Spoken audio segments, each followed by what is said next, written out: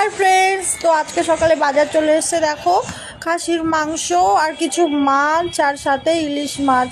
তো আমাদের বাড়িতে 3-4 দিন পর পর মাছ মাংসের বাজারটা হয়, কারণ বাজারে যায় শুধুমাত্র মামুনি, আর মুরগির মাংসটা যেদিন বলি সেদিনই ওরা দিয়ে যায়।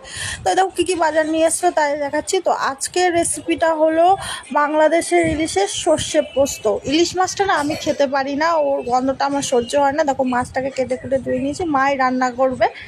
সুন্দর করে কেটে কুটে ধুয়ে নিলাম। এরপরে যাচ্ছি সর্ষে পোস্ত আর একটা কাঁচা লঙ্কা নিয়ে বাটতে।